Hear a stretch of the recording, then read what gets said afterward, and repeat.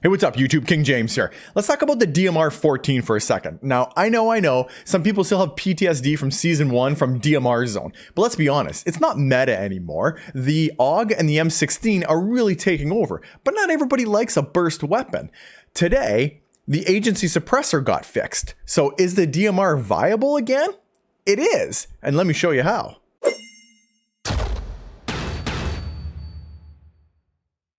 So in Season 1, the DMR was eventually nerfed a whole bunch of times. Enter Season 2, and the DMR is really not meta anymore. It's not really that strong anymore, and its bullet velocity was in like the mid 650 range, where the AUG and the M16 were like 800 and 900, right around where you want to be for a gun to really feel good when you're using it.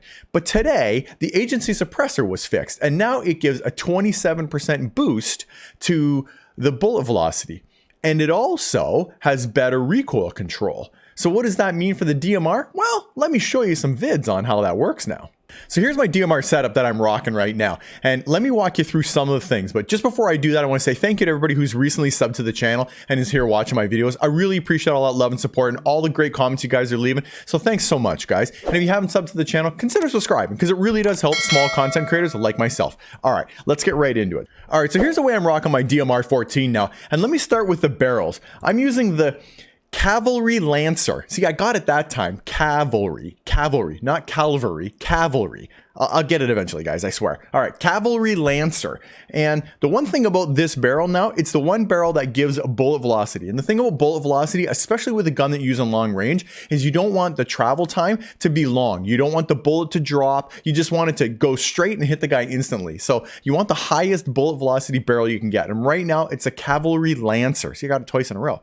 Let me show you the chart on it though real quick. So I've been doing some bullet velocity testing lately, and that's one area where the DMR really suffered. If I look at the bullet velocity, the best barrel was the Cavalry Lancer barrel, and it only gave a dismal 23% increase up to 640 meters per second. Just not good enough. For a gun to feel good, it's got to be 800 or 900. That's where the M16 and the AUG were prior to the agency fix today. Now they're at about 1,000. However, with the agency barrel and the agency suppressor and the Cavalry barrel, it's up to 813. This is going to make the DMR 14 feel a ton better. All right, let's look at the muzzle. So prior to the fix on the agency today, I've been using the SOCOM eliminator for a long time, but I hate not having a suppressor. I know you guys do too. But with the agency fix today, this has been updated and the recoil is better. You're going to be really surprised. Check this out. All right, so there's a whole bunch of stuff to check out here, and let me walk you through it. Now I'm going to play this and watch the recoil line. That's the first thing we're going to check. Now you can see me shooting straight up the wall here. Here's the SOCOM on the left and the new agency after the fix on the right. So I'm going to shoot up the wall, and then I'm also going to do some controlled shots here to show what it's like when you're actually controlling the recoil. A couple things to note. First of all, let me back it up a little bit. Look at the shake on the reticle. The agency is amazing. It has way less reticle shake now, which is awesome, or scope shake. Now, when I run up, here's the other thing. Okay, look at the line on the agency. Okay, it's not as wild and gnarly as the SOCOM. It has less recoil and it's a straighter line. And the grouping is a lot better. The agency now is a huge improvement over the SOCOM. So less recoil, more bullet velocity, and a lot easier to shoot in a compact area where you're getting all your shots. Way better. The agency kicks ass now. So for the muzzle, definitely going to be running the agency now. So for the optic, still running the Axial Arms 3X. It's a great optic. For the underbarrel, a lot of people have been using the SFOD or the field agent. I tested both, and let me show you the results.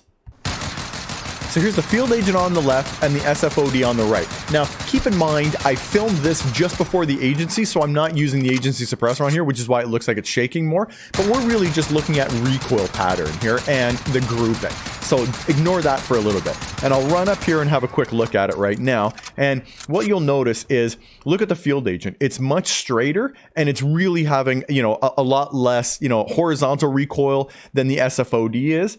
And the grouping, again, is tighter. So I think the field agent is better on the DMR. So for the ammunition, I'm running the Salvo 40 round fast mag. I really bounce between the Stanag 40 and the Salvo. They both have the exact same ADS time, but the difference in the two is reload quickness. And it's only a tiny little bit, but the faster it is, the better off you are. Let me show you what the difference is. So here's the reload side by side. You probably missed it. Here, watch the slow-mo. I do it right here.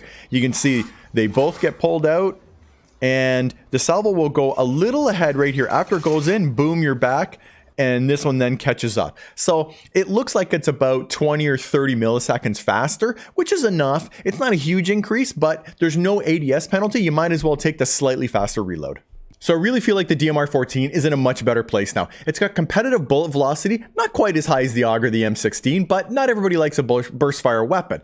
You can use the suppressor on it again, and the recoil seems like it's a lot better. I think the PTSD era for the DMR should probably be over because it's not even as good as some of the other real meta weapons. You know, we could call it AUG zone now if we really wanted to. So if you don't like the burst weapons and you like the rapid fire semi-auto, the DMR is pretty good again. I think it's very competitive and it feels much better to use. So give it a shot. Let me know your thoughts in the comment section down below.